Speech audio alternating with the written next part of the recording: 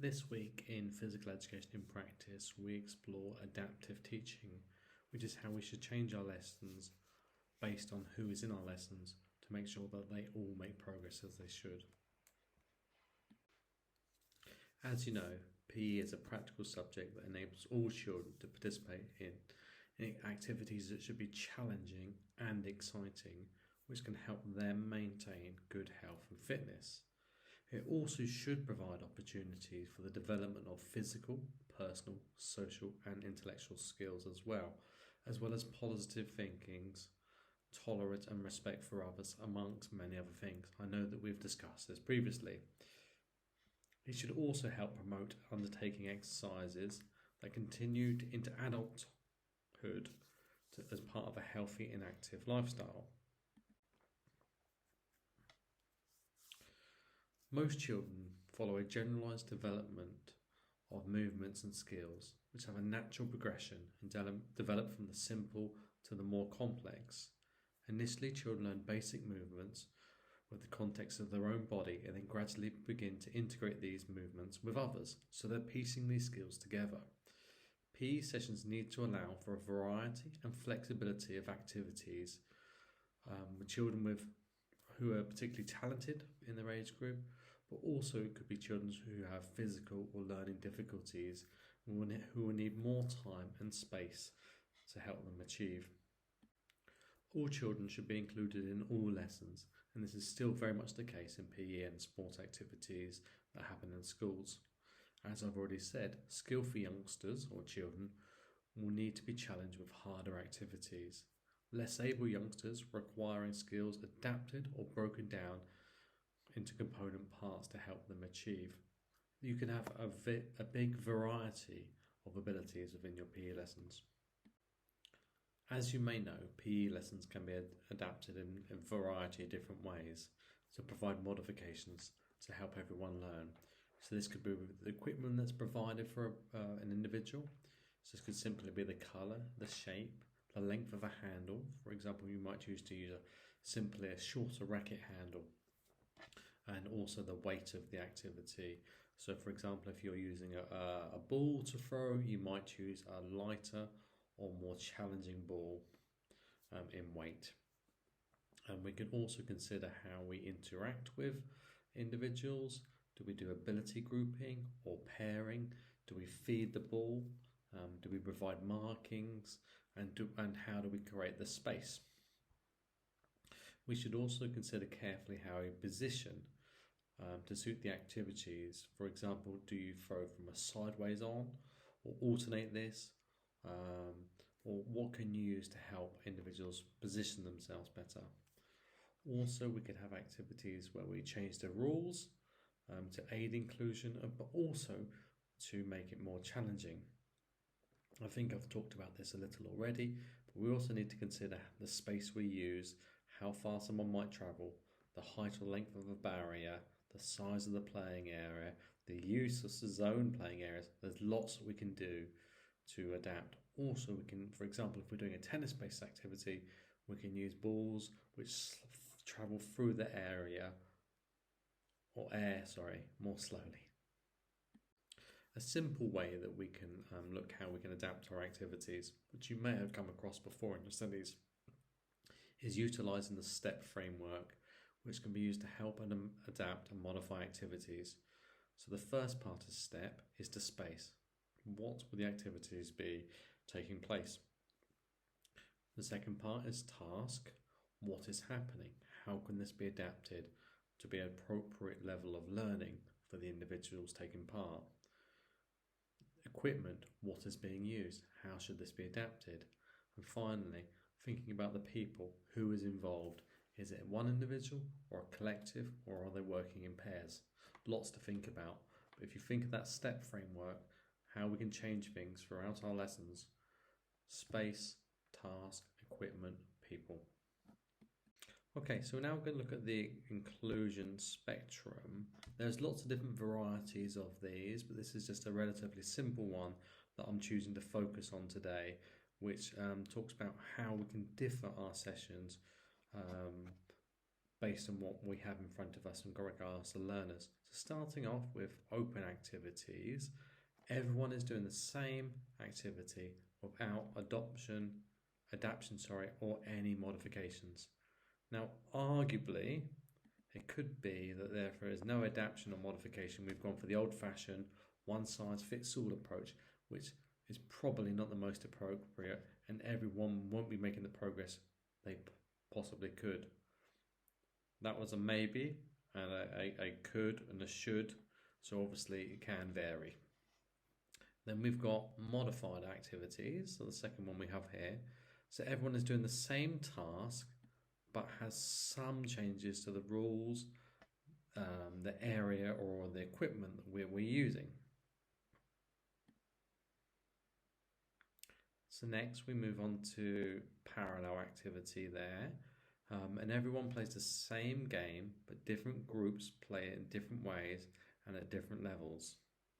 Okay, so even if we're not necessarily talking about incorporating physical disabilities or learning disabilities into our lessons, this could be based in any lesson really where we have different levels of performance within our class.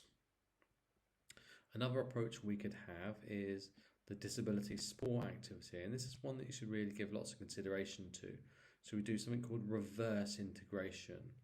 Not always popular this, and it can be argued as being controversial, but is reverse integration is where disabled people take part in disabled sports activities. Sorry, let me say that again, sorry. Non-disabled people take part in disability sports activities. So let me explain that. As an example, we could be using an activity like wheelchair rugby, where we have non-disabled people and disabled people all taking part in the same activity, which means that everyone can contribute on a more level playing field. The final one we've got here is a separate activity. A group of pupils play separately a disability activity. Now, I'm sure you can automatically think of some of the problems with this. How would this make individuals feel? Which can be a problematic situation. So lots to think about there, but that inclusion spectrum there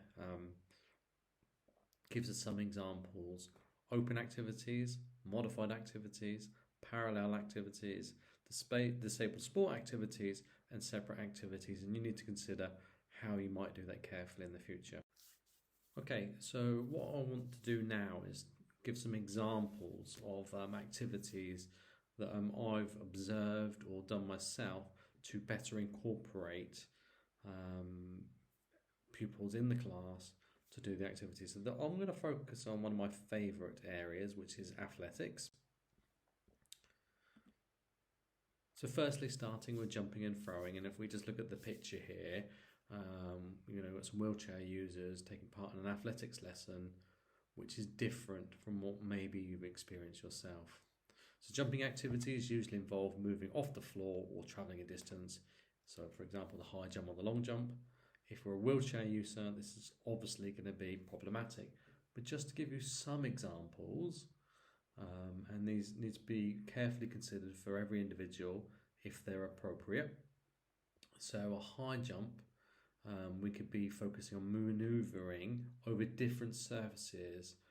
It could be from the floor and just moving onto a mat. So you give the participant, the pupil, a sense of stability and the fact that they are moving forward in some sort of capacity. Now, it might not be what you've done previously yourself.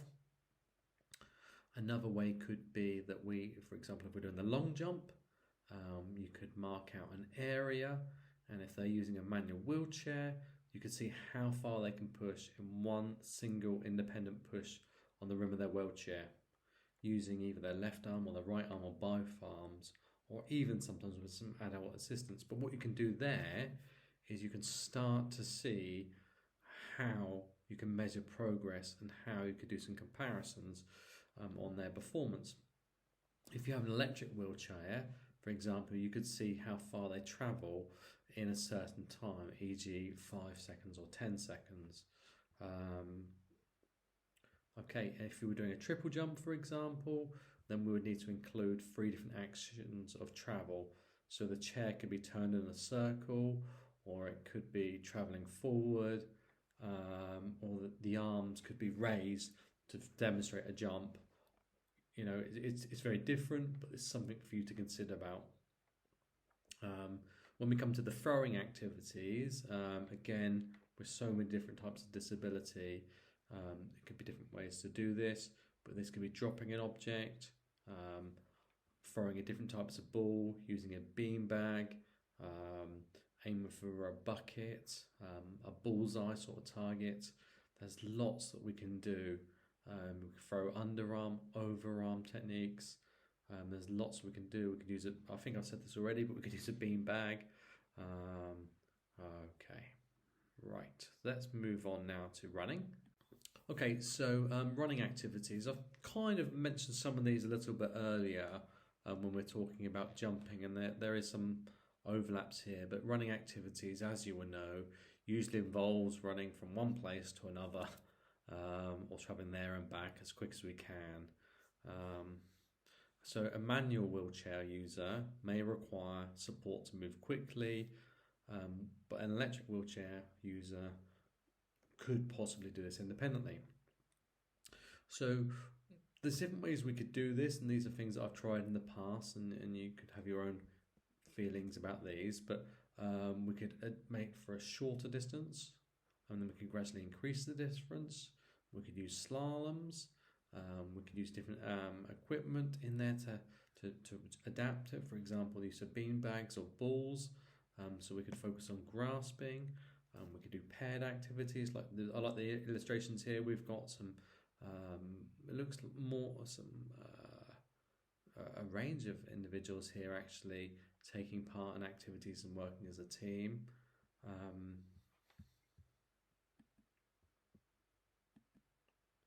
Some other considerations to think about is a wheelchair user will often require more time than their other pupils. You need to think about where you're placing the wheelchair. For example, if you're using a track, it makes sense usually to use the inside of the track.